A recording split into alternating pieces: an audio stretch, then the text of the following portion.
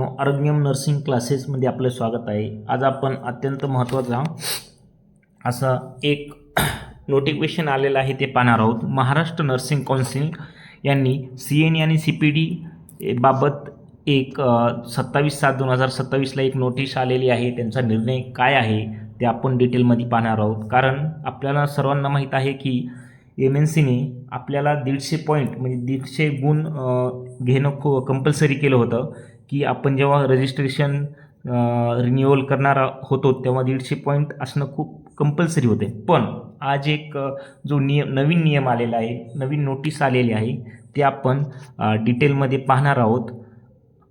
तर त्या आपली जी महाराष्ट्र नर्सिंग कौन्सिल आहे, तर चला आपण पाहूया. पहा, महाराष्ट्र परिचार्या परिषदेने एक नियम हे केलेला आहे. त्यामध्ये काय म्हणते बघा, हे काय नोंदणी नूतनीकरण परिपत्रक क्रमांक 1. त्यामध्ये विषय काय आहे आपण पाहणार आहोत. पहा, विषय आहे सन 2027 ते 2032 मधील नोंदणी नूतनीकरण बाबत. म्हणजे आपल्याला एक 5 वर्षासाठी प्रत्येक हे असते. 5 वर्षानंतर आपल्याला आपले रजिस्ट्रेशन आहे ते रिन्युअल करावं लागतं. त्यासाठी ह्यांनी आपल्याला विषयामध्ये दिलेला आहे. तर चला समोर पाहूया. त्यामध्ये असं म्हटलेलं आहे की पहा, महाराष्ट्र परिचार्या परिषद नियम 1971 नुसार नोंदणीकृत परिचारिका व परिचारक यांच्या नोंदणीचे नूतनीकरण दर 5 वर्षांनी करण्यात येते.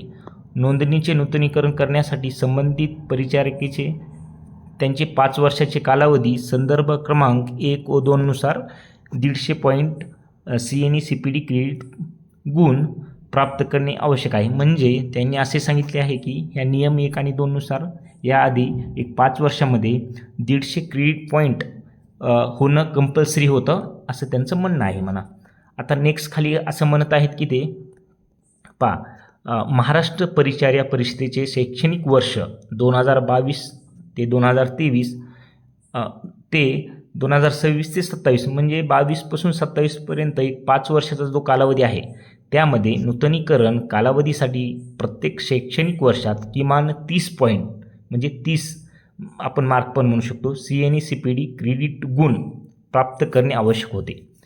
म्हणजे एक 5 वर्षाने प्रत्येक वर्षी 30 म्हणजे 5 वर्षासाठी 150 पॉईंट येतात. अशा प्रकारे 5 वर्षात एकूण 150 CNE CPD क्रेडिट गुण पूर्ण करणे आवश्यक असल्याची तरतूद आहे.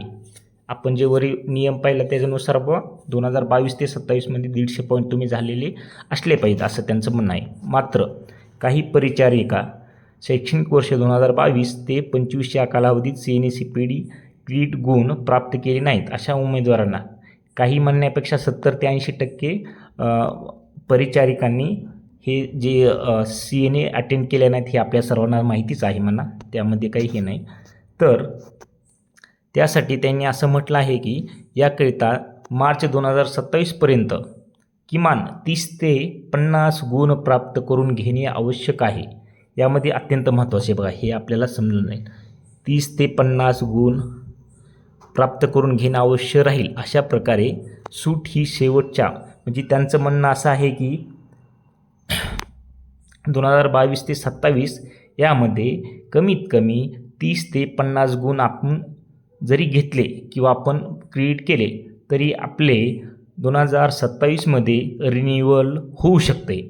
त्यासाठी 150 पॉईंटची जी अट आहे ती यांनी कॅन्सल केलेली आहे. थोडक्यात फक्त त्यांचं पुढे असं म्हणणं आहे की ही फक्त शेवटची संधी त्यांना देण्यात आहे. म्हणजे 2027च्या नंतर 2027 ते 2032मध्ये तुम्हाला नंतर 150 पॉईंट घेणंच कंपल्सरी आहे म्हणा. त्यानंतर नेक्स्ट त्यांचं असं म्हणणं आहे की परिचारिका संघटनेने म्हणजे CNE CPD संदर्भात जी काही अटी वगैरे ठेवल्या होत्या ते की 75 तास करण्याची मागणी केली होती. आणि एक दुसरी केली होती की प्रत्येक CNEला 5 पॉईंटऐवजी 10 पॉईंट करण्यात यावीत. ती पण त्यांनी मान्य केली आहे. आधीच 10 पॉईंट आपल्याला प्रत्येक ह्यात देण्यात येत आहेत असं त्यांचं म्हणणं आहे. त्यानंतर त्यासाठी सर्वांसाठी खूप आनंदाची अशी ही आहे नोटीस आहे. कारण खूप जणांना टेन्शन होतं की बाबा आता खूप 2-3 महिन्यावरच मार्च आहे, 2027 येत आहे, तर आपले क्रेडिट पॉईंट कसे होतील आणि रिन्युअल होईल का नाही. त्यासाठी आता सर्वांनी टेन्शन फ्री होऊ शकता, कारण MNCच्या महाराष्ट्र नर्सिंग काउन्सिलिंगच्या वेबसाईटवर किंवा त्यांचीच नोटीस आलेली आहे की तुम्ही कमीत कमी 30 ते 50 पॉईंट जरी असतील तरी तुमचे रिन्युएशन 2027ला होणार आहे. त्यासाठी हे अत्यंत महत्त्वाचा असा व्हिडिओ आहे.